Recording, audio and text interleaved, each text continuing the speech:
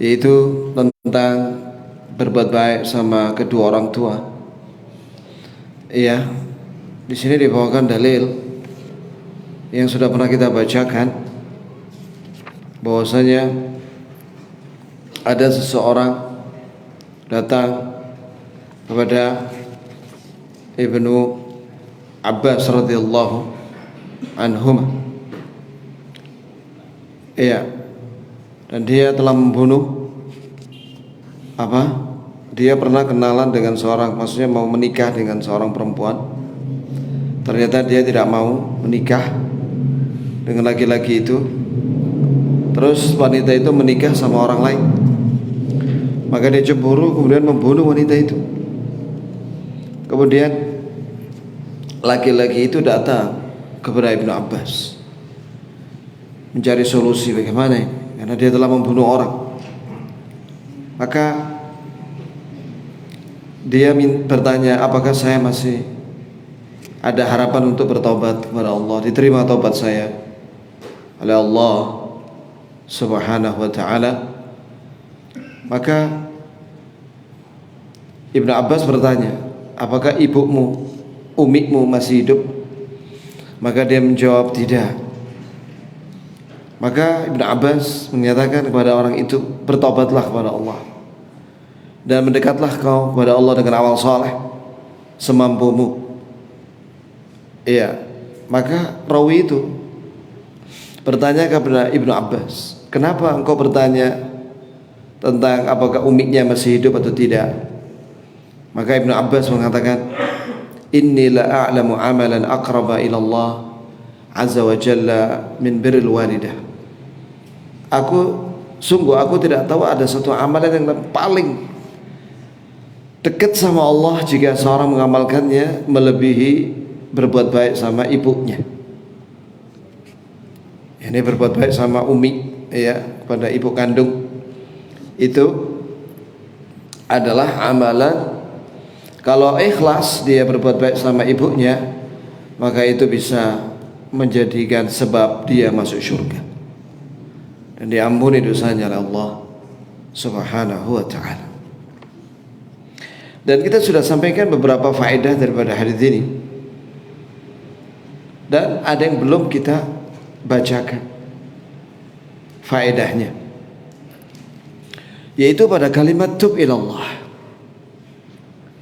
ya, bertobatlah kamu kepada Allah. Di sini menunjukkan bahwa tidak boleh kita itu membuat orang pendosa yang banyak dosa itu putus asa dari rahmat Allah.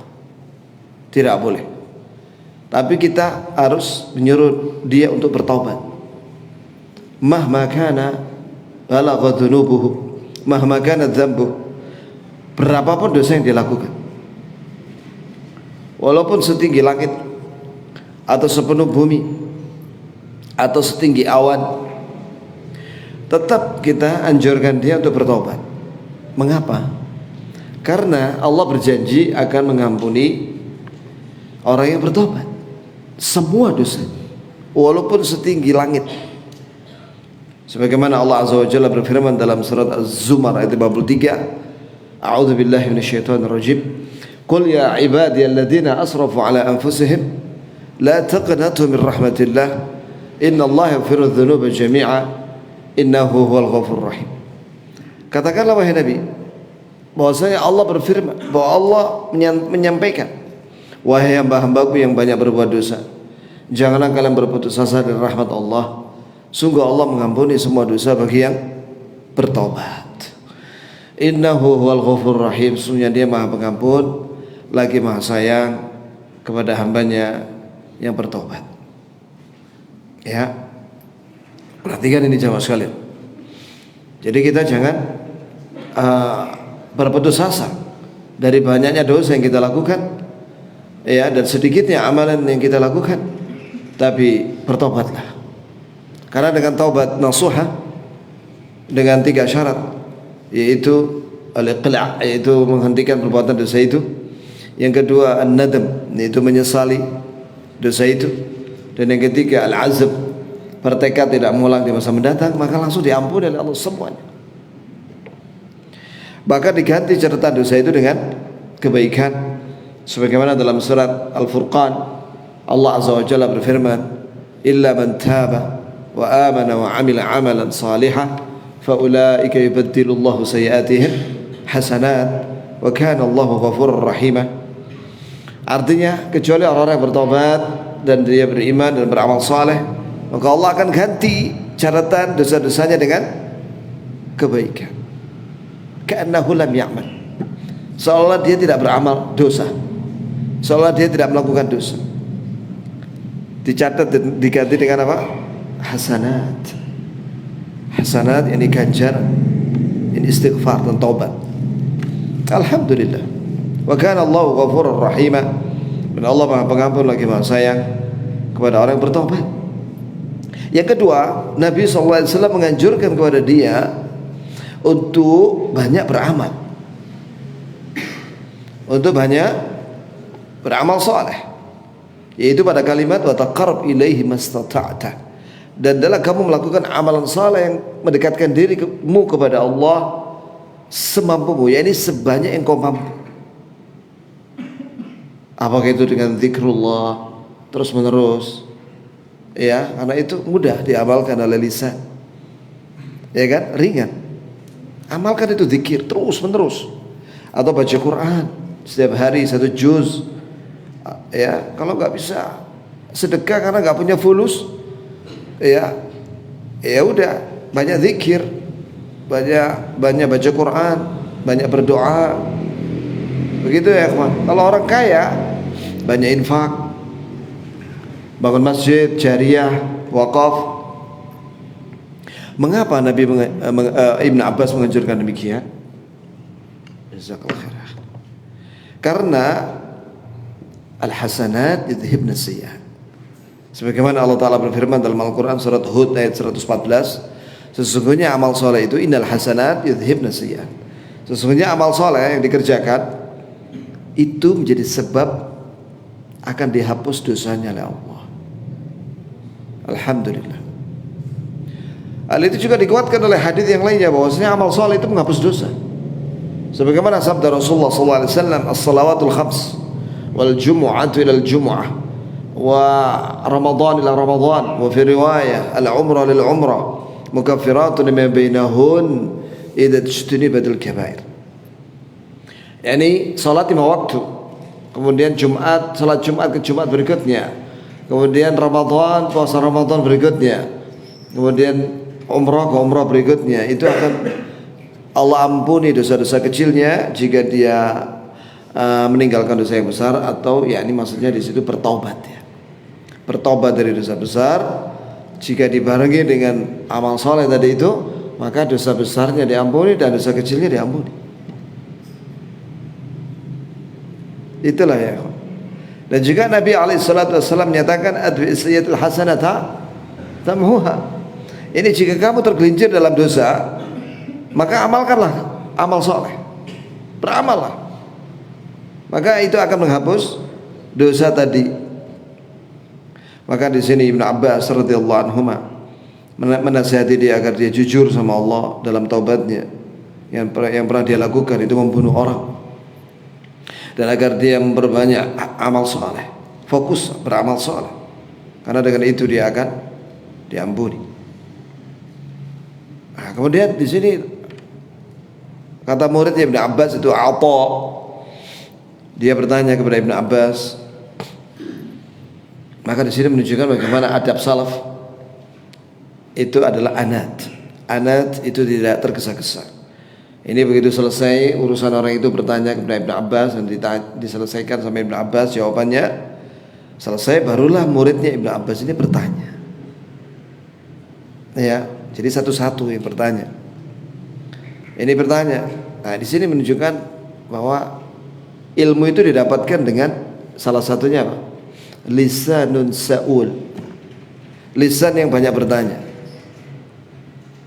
Tapi kalau nggak tahu, nggak paham, menengai, ya nggak ngerti, sampai emut nggak tahu deh, sampai mati. Kalau dia nggak mau tanya, ya maka harus bertanya. Karena salah satu Sebab seorang mendapatkan ilmu adalah banyak bertanya.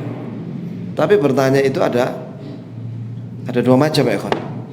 Ada orang bertanya tujuannya mencari kebenaran.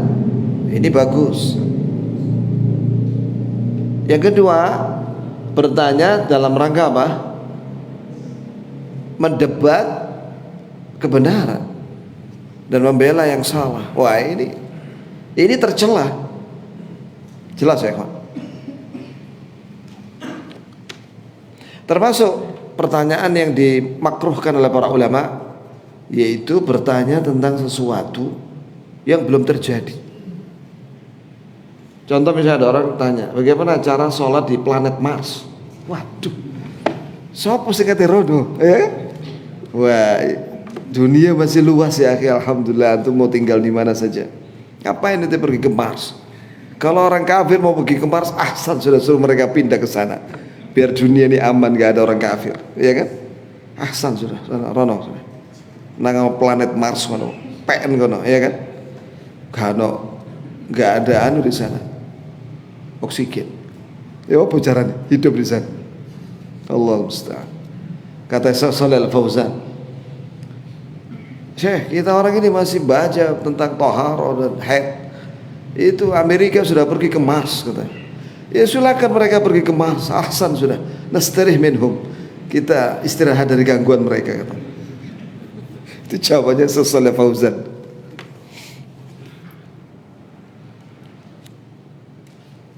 Ya. Kemudian di sini diterangkan oleh Ibn Abbas tentang betapa besar pahala berbuat baik sama ibu jika masih ada. Ya tentunya juga dengan bapak jika masih ada, dua-duanya. Tapi kalau bapak sudah nggak ada, ya udah ibunya. Itu jamaah sekalian. Dan itu juga dijelaskan dalam Al-Quran tentang berbuat baik sama kedua orang tua. Dan secara khusus kenapa ibu disebut di sini? Karena memang Allah juga menyebut ibu secara khusus di Quran. Ya. Hamalathu ummuhu wahnan ala wahnin wa fisaluhu fi amain. Ibunya mengandungnya ya dalam keadaan lemah di atas kelemahan. Kemudian menyusui selama 2 tahun. Tidak mudah itu. Ya, maka kita harus perhatikan ya kawan. Jika masih ada ibu ya, kesempatan itu meraih rahmat Allah dan syurganya Allah dengan berbuat baik sama ibu. Adapun ada hadis yang berbunyi al jannah tahta dhilalil ummahat. Itu hadis palsu ya kawan. Bahwa syurga di bawah telapak kakinya ibu, sehingga orang-orang kalau berbuat baik sama ibunya dicium ke telapak kakinya begitu. Bukan begitu maksudnya, ya. Maksudnya ya sesuai dengan hadis ini, berbuat baiklah sama ibu. Walaupun dia tiap hari mencium telapak kaki ibunya, tapi setiap hari juga dia tidak berbuat baik sama ibunya, malah cuek dengan ibunya, cuma dicium kakinya tok. Apakah itu berbuat baik? Mencium kaki tok, sedangkan ibunya dicuekin. Bukan begitu ya akhi. Salah memahami hadis. Ya. Nah, jadi itu maksudnya. Jadi kita suruh berbuat baik. Makanya dalam syarah Sahih Targhib, syarah Sahih Adabul Mufrad, bahwasanya para ulama ahli hadis ketika menerangkan makna bir al-walidain, bir dan juga silaturrahim. Makna bir dan silah itu mirip. Ini berbuat baik sama orang tua, kemudian menyambung silaturahim. Yang dimaksud dengan silaturrahim itu ya bir, berbuat baik sama kerabat. Begitu maksudnya. Apakah dengan harta, apakah dengan lisan, apakah dengan doa, apakah dengan perhatian, kebutuhan dia dan lain sebagainya. Itu makna birrul walidain atau makna silaturrahim.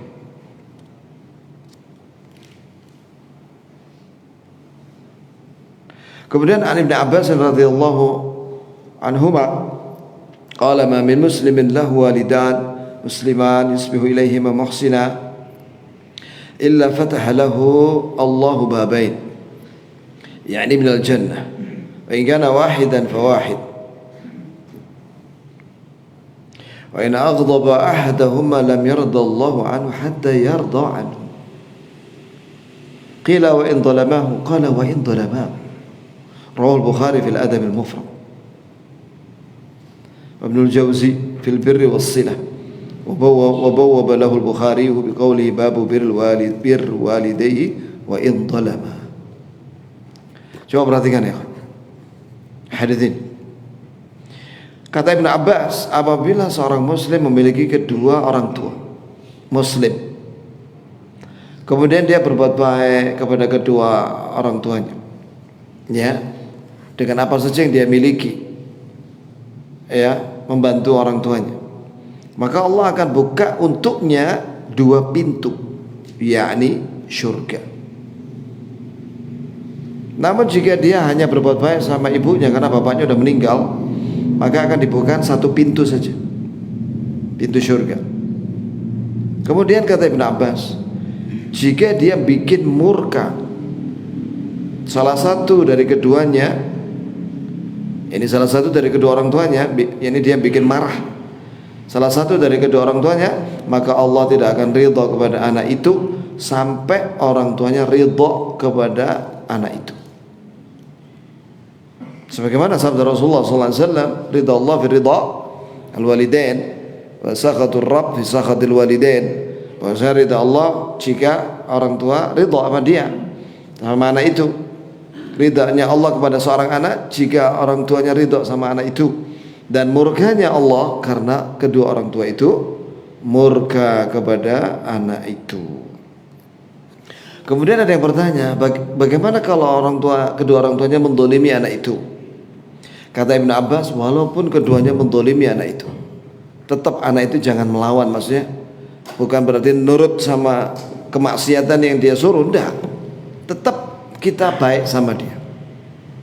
Sebagaimana Allah Azza wa Jalla berfirman, wa in jahadaka ala an tusyrika bima laysa laka bihi ilm fala tuti'hum wa sahibhuma fid dunya ma'rufa.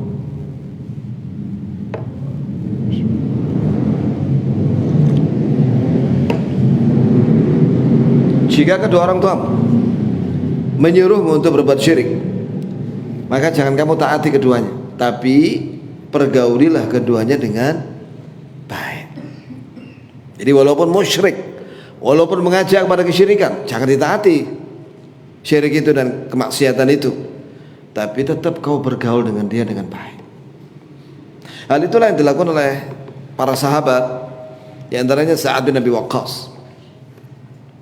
Ketika dia masuk Islam, ibunya gak setuju. Maka ibunya protes sambil tidak mau makan sampai 3 hari. Kata putranya, ini Sa'ad bin Abi Waqqas, wahai Ummi, makanlah, jangan menyakiti diri sendiri. Kemudian kata ibunya, aku tidak akan makan sampai kamu keluar dari Islam. Ya, apa kata Sa'ad setelah itu? Umi, walaupun kau memiliki nafas 100, lepas satu-satu, aku tidak akan murtad. Nah, itu maksudnya, tidak boleh taat kalau dalam hal apa? Maksiat, apalagi syirik, apalagi murtad. Tapi dia tetap baik, ngajak ngobrol dan berbuat baik sama ibunya. Begitulah ya kawan, maksudnya ya kawan. Maka wajib bagi seorang anak untuk berbuat baik sama keduanya dan menjauhi hal-hal yang bikin marah dia, dan jangan menyakiti keduanya, dan jangan mengeraskan suara kepadanya. Hal itu berdasarkan ayat wala taqul lahuma uff. Janganlah kamu mengucapkan kepada keduanya apa? Uff atau itu adalah kalimat marah yang paling rendah. Apalagi yang lebih tinggi dari itu nggak boleh. Yang rendah aja nggak boleh, apalagi yang lebih keras daripada itu. Kemudian walaupun keduanya melakukan kezaliman, yakni berbuat kezaliman kepada anak, tetap kita berbuat baik. Ya, jangan dibalas kezaliman dia dengan kezaliman. Gitu maksudnya, ikhwan. Kita nggak taat kalau dia menyuruh kepada maksiat, tapi jangan membalas dengan kezaliman, tapi balas dengan kebaikan, dengan doa yang baik. Kalimat yusbihu di sini bahwa dia setiap pagi berbuat baik sama kedua orang tuanya. Di sini menunjukkan bahwa berbuat baik sama kedua orang tua itu dimulai dari pagi hari. Dimulai dari pagi hari, min awalil yawm. Atau maknanya adalah yang menjadi prioritas. Iya, memang setelah kita beribadah kepada Allah, maka yang dianjurkan, diperintahkan oleh Allah kepada kita adalah berbuat baik sama orang tua. Sebagaimana Allah Ta'ala berfirman, anishkurli wali walidaik, berbuat baik, hendaklah kalian bersyukur kepada aku, hendaklah kamu bersyukur kepada aku, kata Allah, dengan ibadah. Setelah itu apa? Wali walidaik, dan bersyukurlah kepada kedua orang tua. Dan juga dalam surat Al-Isra, itu di surat Luqman, dalam surat Al-Isra Allah Azza wa Jalla menyatakan, wa qadha rabbuka alla ta'budu illa iyyah wa bil walidaini ihsan. Dan Rabbmu telah memutuskan, telah memerintahkan kalian agar tidak beribadah kalian kecuali hanya kepada Allah. Setelah itu apa? Dan berbuat baiklah kepada kedua orang tua dengan sebaik-baiknya. Jadi setelah ibadah kepada Allah dengan ikhlas, yang wajib dan sunnah itu, maka apa amalan yang dianjurkan setelah itu diperintahkan? Berbuat baik sama orang tua. Itu ya. Itu termasuk aulawiyat, yakni prioritas amalan setiap hari seorang muslim. Apabila dia setelah beribadah kepada Allah pagi itu kemudian dia berbuat baik sama orang tuanya, maka ini tanda bahwa dia mendapatkan taufik atau hidayah kepada kebaikan, ya, untuk hamba itu, karena dia berbuat baik sama orang tuanya, karena dia mengawali harinya dengan memperhatikan kebutuhan orang tuanya, bergaul sebaik-baiknya dan berbicara dengan baik.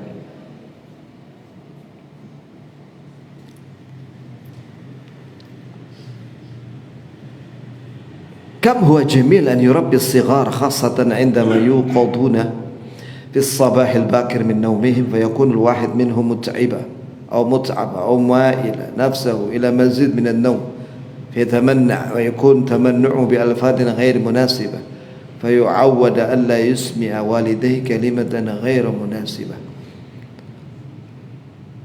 Nah, ya kawan. Jadi anak-anak itu juga dididik dari kecil. Setiap habis salat subuh, ya, maka hendaklah diajari bagaimana dia melakukan amalan-amalan yang bermanfaat. Di antaranya berkata yang baik.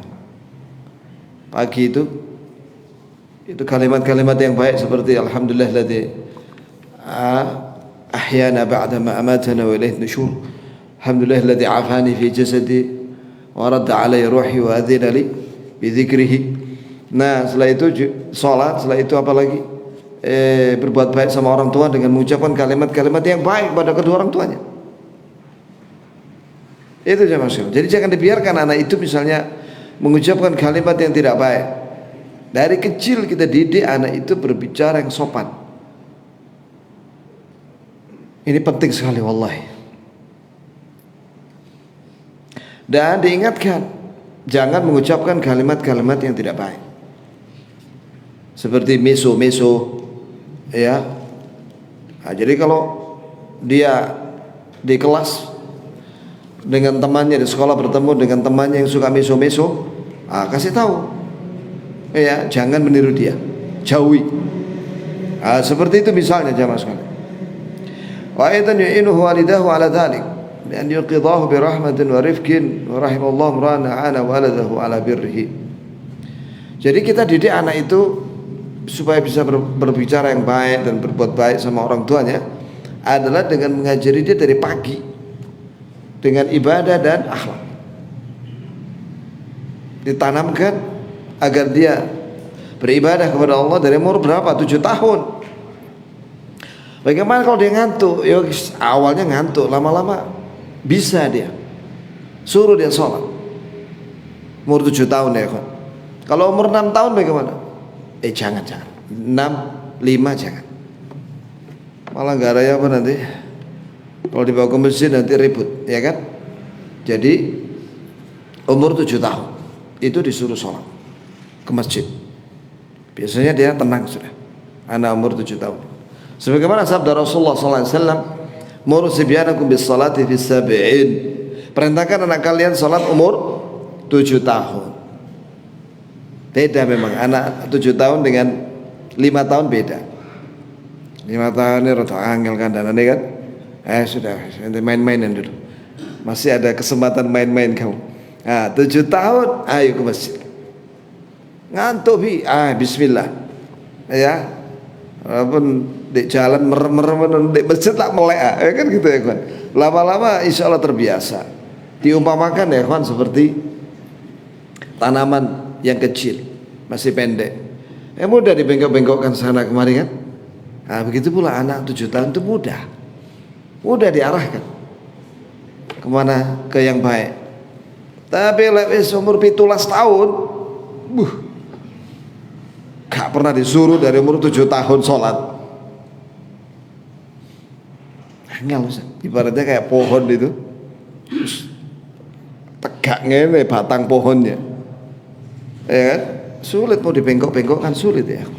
Nasallallahu alaihi kecuali dirahmati oleh Allah Subhanahu wa ta'ala. Maka dengan itu berarti orang tua membantu anaknya untuk berbuat baik sama orang tuanya. Kalau dia diajari ibadah dan diajari akhlak, berbicara yang sopan, nanti dia akan sopan dengan kedua orang tua. قوله قيل وإن ظلمه قال وإن ظلمه أي أن الواجب على الابن حتى وإن كان صدر من أبيه نحوه شيء من الظلم أو الخطأ أو التجاوز أو من أمه كذلك فعليه أن لا يلتفت إلى خطأ الوالدين بل يجب عليه أن يتذكر المعروف العظيم والإحسان الكبير الذي حصل له من والديه ومن الوالد على الوجه الأخص وألا ينسى هذا المعروف العظيم بسبب خطأ أو 2 أو 3 من والديه بل عليه أن يكون ذاكرا دائما معروفهما الثابت وجميلهما المتواصل. Ini penting ya kawan. Orang itu bertanya, bagaimana kalau kedua orang tua itu mendolimi anaknya? Kata Ibn Abbas, walaupun keduanya mendolimi anaknya, maka di sini menunjukkan faedah wajib bagi anak untuk senantiasa melihat kebaikan bapak ibunya. Ya, harus. Walaupun dia pernah disakiti atau didolimi 1, 2 kali, 3 kali, ya oleh atau dia melihat kesalahan atau berlebihan dari bapak dan ibunya, jangan dia melihat kepada kesalahan orang tuanya. Nah ini penting ya. Inilah fikih. Jadi dengan orang tua beda dengan teman-teman biasa, jangan disamakan. Dengan orang tua itu kita melihat kebaikannya saja. Adapun keburukannya jangan diingat-ingat sudah. Ya, ingatlah jasa keduanya yang besar terhadap kita. Itu saja yang diingat. Nah, inilah fikih yang penting.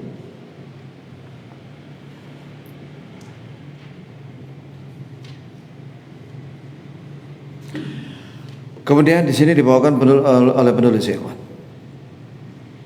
Hafizahullah. An Taisalah ibn Mayyas. Qala kuntu ma'al najdat. Fa'asabtu dhunuban la araha illa min al-kabair. Fadhakartu dhalika li ibn Umar. Qala ma hi? Qultu kadha wa kadha. Qala laysat hadhihi min al-kabair. Hunna tis'ud. Al-ishraku billah wa qadlu nasamah. Wal firaru min al-zahf. وقذف المحصنات وأكل الربا وأكل مال اليتيم وإلحاد في المسجد والذي يستسخر وبكاء الوالدين من العقوق. قال لابن عمر أتفرق النار وتحب أن تدخل الجنة؟ قلت إي والله. قال أحي والدك؟ قلت عندي أمي. قال فوالله لو ألنت لها الكلام وأطعمتها الطعام لتدخلن الجنة ما اجتنبت الكبائر. رواه البخاري في الأدب المفرد. Hadis ini disahihkan oleh Syekh Al-Albani dalam Sahih Adab al-Mufrad. Ya. Artinya dari Taisalah bin Mayyas. Ya. Siapa Taisalah bin Mayyas? Dia ini dulu katanya saya pernah bersama Najdat. Najdat ini kelompok Khawarij. Najdat kelompok ekstrim yang mengkafirkan selain mereka dan menghalalkan darah selain mereka. Kata Taisalah, maka saya pernah melakukan satu dosa besar. Dosa-dosa besar yang saya pandang bahwa dia itu besar, sangat besar. Maka aku ceritakan itu kepada Ibnu Umar. Ini dia bertanya kepada orang alim, cari solusi. Bagaimana solusinya? Maka mahya, kata Ibnu Umar, dosa apa? Maka disebutkan ini dan ini. Tapi beliau mengatakan, Ibnu Umar menjawab, itu bukan termasuk dosa besar. Dosa besar itu ada 9. Yang pertama syirik. Syirik, berbuat syirik. Ya kan, syirik ini harus kita pelajari dan harus kita ketahui dengan detail, kemudian kita jauhi. Karena syirik itu bukannya sujud pada berhala. Ada syirik hati, dalam hati. Ada syirik dengan ucapan. Ada syirik dengan perbuatan. Syirik dengan hati seperti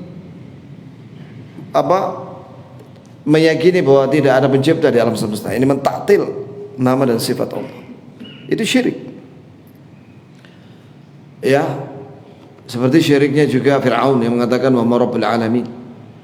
Tidak ada Rabbul alamin. Itu syirik. Berarti komunis, ateis itu didahului oleh Fir'aun.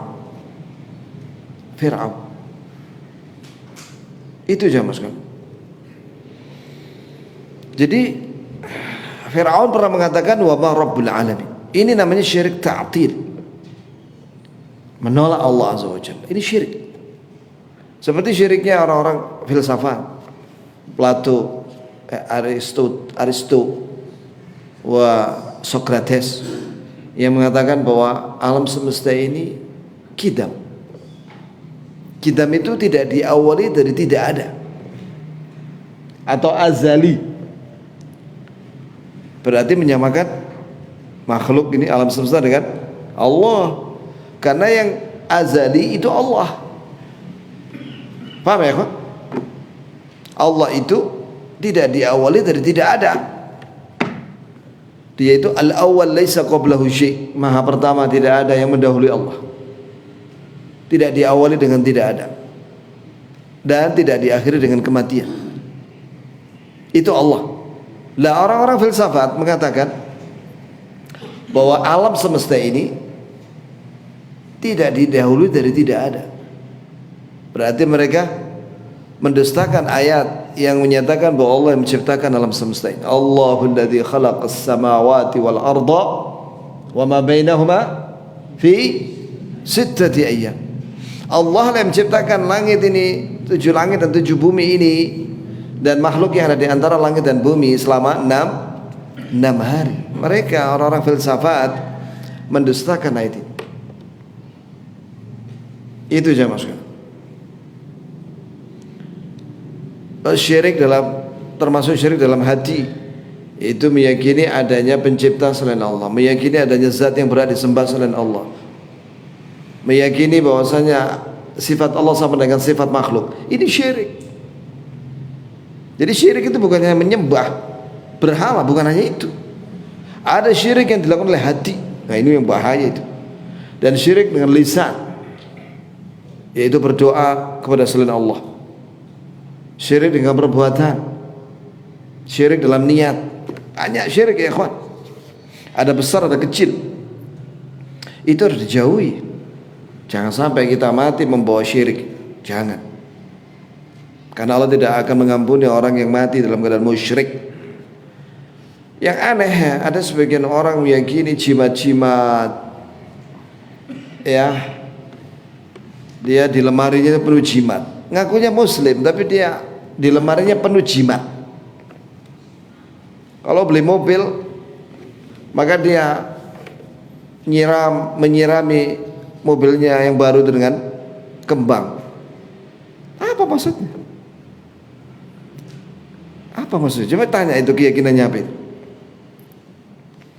Ada lagi kalau perempuan masang jarum susuk di wajahnya dengan keyakinan tertentu.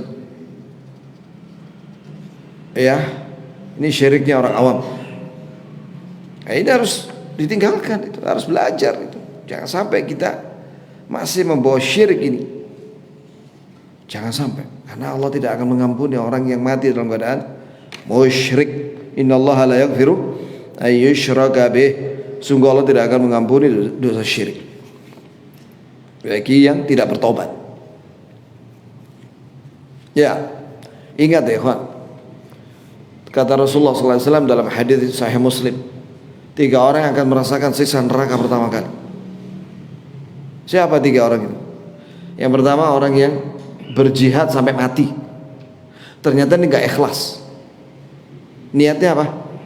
Ingin disebut sebagai pemberani, jari pemberani, dan dia sudah dipuji di dunia, maka dimasuk neraka dia. Kemudian orang yang hafal Quran, dia sering baca Quran di dunia. Lalu apa niatnya? Ternyata niatnya ingin disebut sebagai qari, ahli baca Quran, dan alim, orang yang berilmu, dan dia masuk neraka. Ya, niat dalam hati.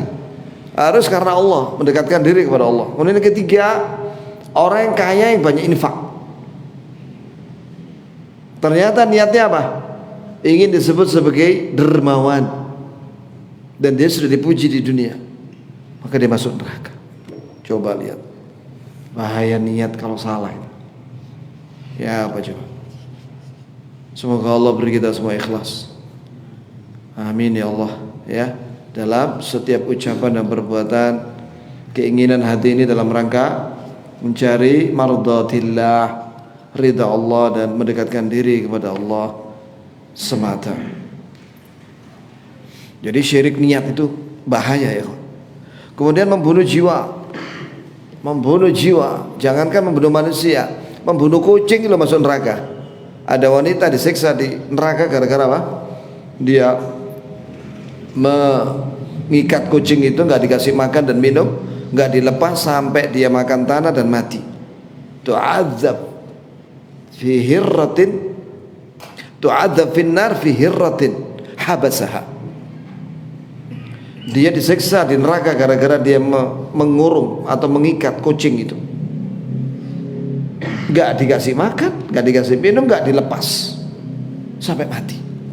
Coba perhatikan, membunuh kucing tanpa hak masuk neraka, apalagi membunuh manusia tanpa hak. Kemudian al-firaru minaz zahaf, lari dari medan pertempuran. Maksudnya di perang lawan orang kafir, dia lari tanpa izin panglima. Kemudian waqadful muhsanah, menuduh wanita baik-baik berzina tanpa saksi, mendatangkan 4 orang saksi. Kemudian makan riba. Kemudian makan harta anak yatim, yakni harta warisannya anak yatim. Kemudian berbuat kesesatan di masjid, atau melakukan perkara yang menyebabkan dia murtad di masjid. Wal'iyadzubillah. Ya, naudzubillahi min dzalik kullih. Kemudian orang yang suka menghina orang lain. Kemudian kedua orang tua yang menangis gara-gara disakiti sama anaknya.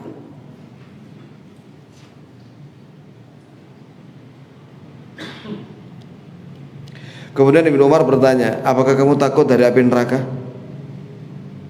dan kau ingin masuk surga? Maka orang ini berkata, iya wallah, demi Allah.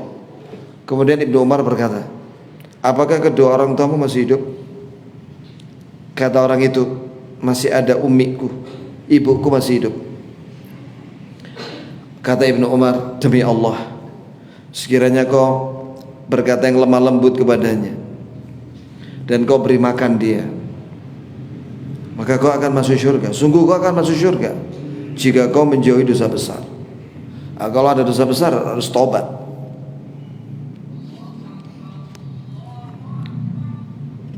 Perhatikan di sini ikhwan yang berkaitan dengan bab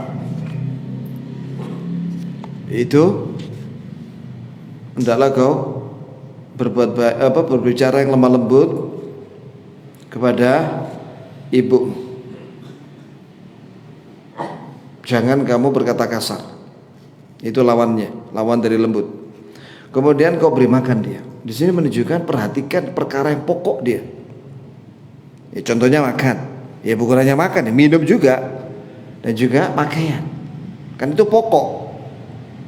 Dan juga hal-hal yang sangat pokok yang berkaitan dengan itu. Ya, misalnya sikat giginya, atau odolnya, atau sabunnya, samponya, atau kebutuhan-kebutuhan yang berkaitan dengan makanan seperti garam dan yang semisalnya. Perhatikan itu. Gak mahal kok garam itu ya kan? Berapa harganya garam? 5.000 paling, iya kan? Gak mahal ya kan? Tapi itu penting. Kalau makanan gak ada garamnya, hambar ya. Nasi goreng gak ada garam, gak zen, iya kan? Jadi garam itu walaupun murah tapi manfaat ya kan? Ada. Sudah masuk? Kurang. Begitulah ya ikhwan. Semoga Allah tolong kita ya ikhwan untuk taat kepada Allah Azza wa Jalla, beribadah dengan ikhlas dan sesuai dengan petunjuk Nabi Muhammad SAW. Dan semoga Allah menolong kita, memudahkan kita untuk berbuat baik sama ibu kita dan juga bapak kita. Walaupun sudah meninggal misalnya salah satu atau dua-duanya, tetap kita doakan tiap hari. Mendoakan orang tua itu tiap hari, bukan setahun sekali. Apalagi setahun sekali itu pas hari kematiannya, dia nyuruh tetangganya untuk mendoakan, sedangkan dia nggak mendoakan, dia jobo rokokan. Itu doakan orang tuaku, tak kayak mangan nanti rokokan. Ini nggak benar. Nabi menyuruh kita mendoakan orang tua. Waqur rabbirhamhuma kama rabbayani saghir. Itu ditujukan pada siapa? Anak, bukan tetangga. Anak. Doakan orang tua. Rabbirhamhuma, wahai Rabbku sayangilah keduanya sebagaimana mereka telah mendidik aku dengan penuh kasih sayang. Ya silakan akhi adzan dan kita akhiri sampai sini ya ikhwan. Subhanakallahumma bihamdik asyhadu an la ilaha illa anta astaghfiruka wa atubu ilaik. Insyaallah kita sambung di lain kesempatan.